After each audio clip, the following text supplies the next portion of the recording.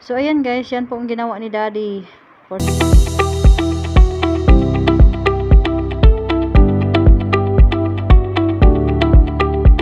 Good morning guys, for today's video guys, tara samahan nyo po ako, magpakain po tayo ng ating alagang hayop. So, una guys, paliguin po natin yung ating baboy. So, ayan, tingnan po natin kung anong ginagawa ni Daddy.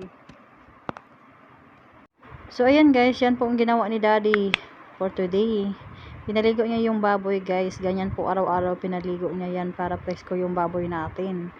So, nakikita nyo dyan guys, marami din tayong mga pato. Magpakain din tayo ng mga pato ngayon guys. So guys, meron lang po akong advice sa inyo. Kung isa kang OFW, magpundar ka at saka mag-business ka. Kasi pag itong pigirin na to, magawa ka ng baboyan. So, isa din yung tawag nito, extra income.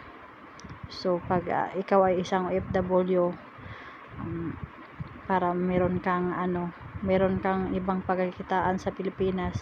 So maganda yang panimula natin negosyo guys. Ako kasi dati guys, wala sa isip. Kaya ngayon ko palang naisipan na ganito yung gagawin ko, para makita natin yung ating mga pinaghirapan. So ngayon guys, natapos na po si Daddy nagpaligo ng baboy. So pinakain na niya yung para hindi na magingay mamaya. So alam nyo ba guys, birisad ako dito sa baboy na to, sobrang laki. 2 beses na to pinatakalan. Ano ba yung Tagalog yun?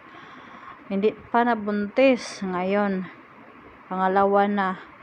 Sabi namin ni Daddy, kung hindi talaga yan siya mabuntis, ibibenta na lang namin, bibili na naman kami ng bago.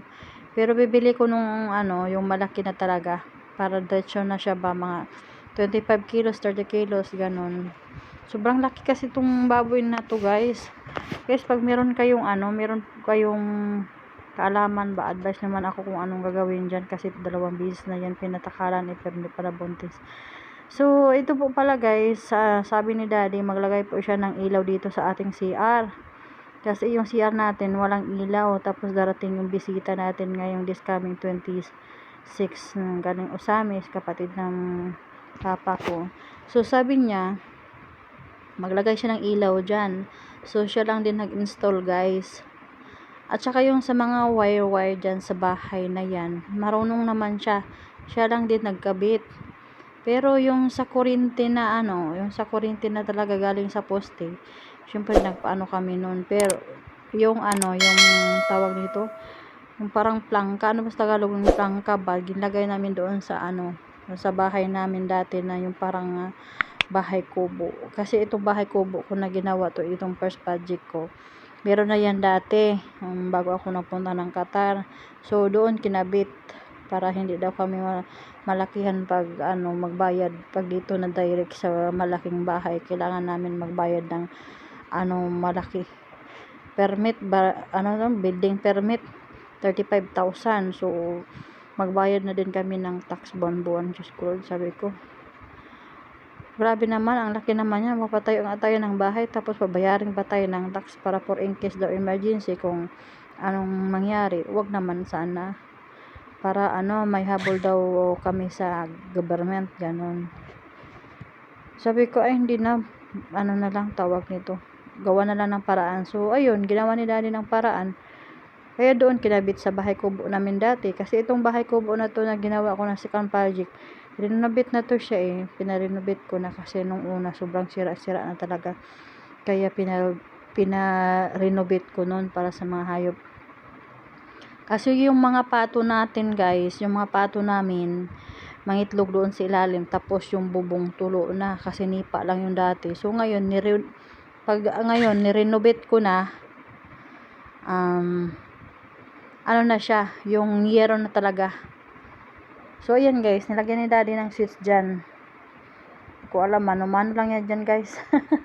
Alam naman yan ni Daddy kung anong gagawin niya dyan ganyan po yung ginawa niya. So ayan guys, we continue po sa Daddy nagbutas dyan sa dyan sa bubong na yan. So siya na bahala dyan kung anong gagawin niya. Iniisip niya paano siya magsimula. Ganyan pala yung ano guys, yung tawag dito, mag construction. Iisipin mo yung ano, iisipin mo yung kung anong gagawin mo, paano mo simulan, saan mo banda ilagay. Ganyan pala yun. So si daddy, siya naman nagbuhat dyan ng mga wire na yan. Yung pinasok niya doon sa ilalim sa ilalim ng mga ganyan, yung hollow block. So ayan guys, pagtapos niya doon, inutusan ko din siya na lagyan niya ng pintal yung yung lagayan namin ng TV, kasi sobrang tagal na yan guys.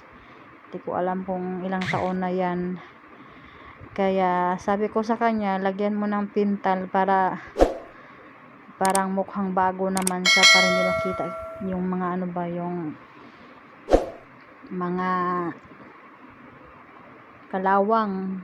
So ayan, nagtulong-tulungan na din sila guys, pati yung mga bata tinuruan din ni daddy para alam nila kung anong gagawin. Simple lang naman yan, pintal dyan para mukhang bago naman siya. Sobrang tagal na kasi yan guys. Sige lang, pag magkaipon tayo, bibili na naman tayo ng bago. So yan lang muna guys yung vlog natin for today. I hope nagustuhan nyo guys.